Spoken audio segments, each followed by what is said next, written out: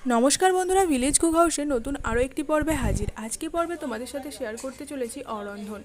এই অরন্ধন উৎসব বাঙালির কাছে একটা সেরা উৎসব। দুর্গাপুজোর আগে ভাদ্র মাসের শেষ দিনে হয় এই পুজো। আর এই পুজো পালন করার জন্য ভাদ্র মাসের শেষ দিনের আগের দিন করা হয় রান্নাবান্না, আর সেই রান্না নিয়েই পুজো দেওয়া হয় মা মনসাকে। মা মনসার আরাধনা করার জন্য হয় এই পুজো। আর এই পুজো পাঠে সত্যি কথা বলতে রান্নাবান্না হয় নানান পদের, আর সেগুলো তোমাদের সাথে তো শেয়ার করব। তার জন্য বলতে হবে সবার আগে বিভিন্ন ধরনের নিয়মকানুন এবং এই রীতি এখানে রয়েছে বেশ কিছু কঠোর নিয়ম রীতি, সেটা মেনেই করা হয় এই রান্না। অনেক ক্ষেত্রে এটাও বলা হয় রান্না করার সময় মুখে কাপড় বেঁধে রান্না করা কিংবা কথা না বলা। আবার কখনো কখনো এটাও রয়েছে যে এই মা মনসাকে পুজো দেওয়ার জন্য এই উৎসবে পুরোপুরি নিখুঁত এবং সব কিছু একেবারে খুঁটিনাটি বিচার করে হয় এই পুজো। আর এখানে কিন্তু মাছ চিংড়ি সব কিছুই দেওয়া হয়ে থাকে। বিভিন্ন বাড়িতে বিভিন্ন নিয়ম অনুযায়ী বিভিন্ন পদ রান্না করা হয়। আমাদের বাড়িতে যেমন মাছ চিংড়ি রয়েছে, সাথে ইলিশ মাছও থাকে, ঠিক একই রকমভাবে অন্যান্য বাড়িতেও হয়তো অন্য কিছুও থাকে। আর তার সাথে দেখো এখানে নানান সবজি, এই সবজিগুলো দিয়ে কিন্তু ভাজা পর্ব হবে, মানে এই সবজিগুলোর ভাজা।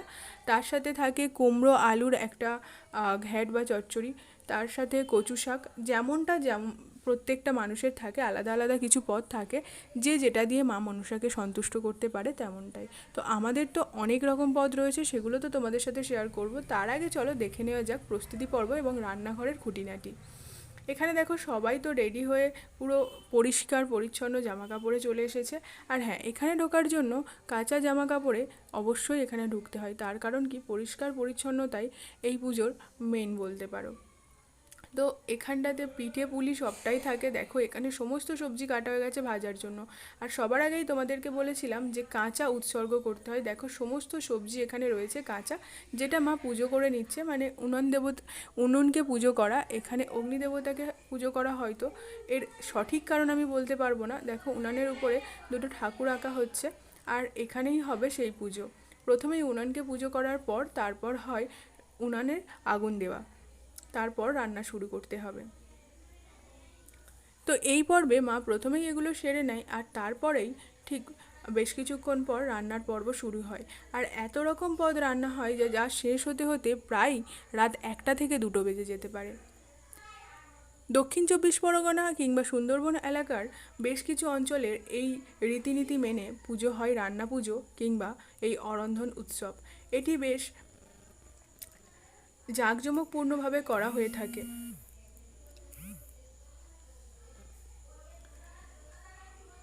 ভাদ্র মাসের শেষ দিনে এই পুজো হয় বটে, কিন্তু তার অনেক আগে থেকেই তোড়জোড় শুরু করতে হয়।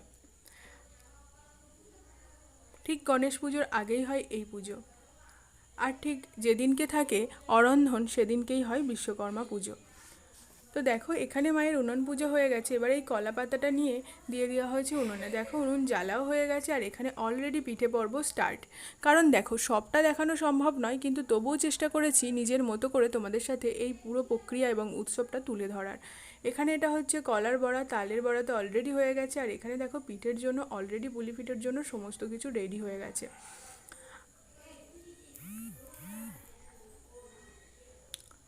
আর পুলি পিঠের সমস্ত কাজকর্ম শুরু। আর এখানে একটা নিয়ম আছে, যারা কিনা রান্নাঘরে থাকবে তাদের অনেক আগে থেকেই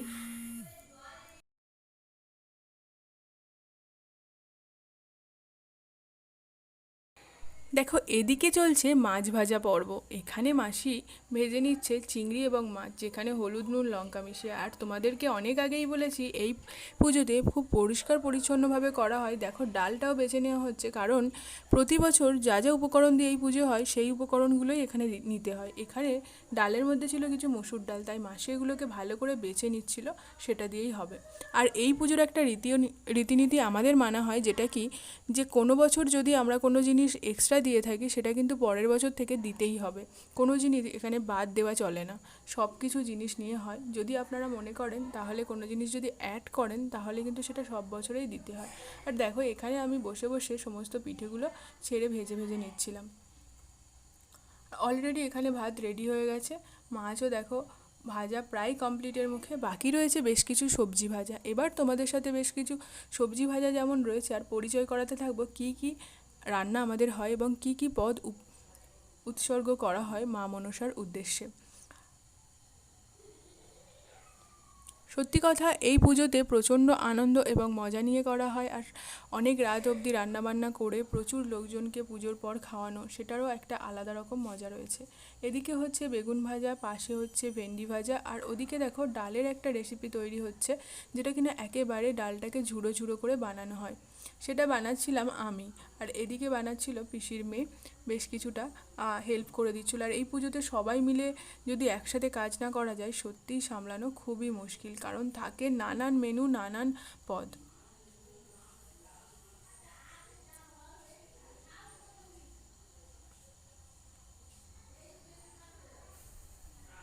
এদিকে দেখো রসবড়া প্রায় কমপ্লিট, এখানে পিঠে পুলিও প্রায় কমপ্লিট হয়ে গেছে। এই যেগুলো তুলে রাখা হচ্ছে, এগুলো নৈবেদ্য, অল্প অল্প করে সমস্তটা তুলে রাখা, আর বেশি অংশটাকে নিয়ে আলাদা জায়গাতে রাখা হয়। আর এদিকে দেখো রান্না পর্ব পুরোপুরি কমপ্লিট, এখন বাজে প্রায় 1:20, রাত 1:20।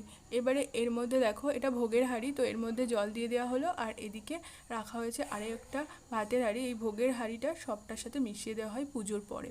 তো রাতে মা জল দিয়ে দিল শাঁখ-কাশি বাজিয়ে। আর এবারে দেখো পরের দিন সকালের আয়োজন। মা মনসাকে অলরেডি উৎসর্গ করা হয়ে গেছে, আর এখানে সাজানো হচ্ছে ডালা। প্রত্যেকটা ডালাতে ফল মূল কেটে দিয়েছে মাসিমণি। আর এদিকে দেখো পুরোপুরি মা রেডি করে ফেলেছে, যেখানে রয়েছে মাছ এবং পিঠে পুলি আর সব কিছু। চলো পরিচয় করানো যাক। আমাদের হয় আলু ভাজা, ভেন্ডি ভাজা, কলা ভাজা, বেগুন ভাজা এবং তার সাথে চিচিঙ্গা ভাজা।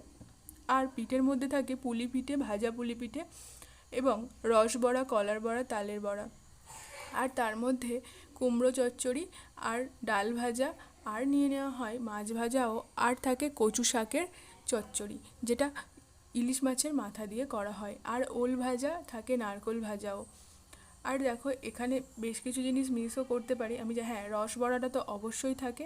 আর এখানে চিংড়ি ভাজা, মাছ ভাজা এবং চারাপোনা মাছের ভাজা, সব রকম একসাথে করে পুরো মা মনসাকে উৎসর্গ করে করা হয়। এই উনানের সামনে পুজো দেখতে পাচ্ছ, এখানে হালা পাতলা, মানে যেটা শালুক ফুল বলে থাকি, সেটা দেওয়া হয়েছে মা মনসার ডাল দিয়ে, সিঁদুর লাগিয়ে সুন্দরভাবে সাজানো হয়েছে উনানের সামনেটাতে। এটাকে খুব সুন্দরভাবে পুজো করা হয়। পুরোহিত মশাই এসে পুরো পুজোটা করে দিয়ে যান, এবং তারপর সবাই এটা খাওয়ার অনুমতি পায়। এই প্রসাদ খাওয়ার জন্য কিন্তু প্রচুর মানুষ রয়েছে, যারা সত্যি ব্যাকুল হয়ে থাকে। আমাদের বাড়িতেও থাকে অনেক নিমন্ত্রিত। তো যাই হোক, আজকের এই ছোট্ট অরন্ধন উৎসব তোমাদের সাথে শেয়ার করলাম। ভালো লেগে থাকলে অবশ্যই একটা লাইক করে দিও, আর চ্যানেলটি সাবস্ক্রাইব করতে ভুলো না। নতুন নতুন আরও অন্যান্য ব্লগে আবারও দেখাবো। আজকের মতো টাটা।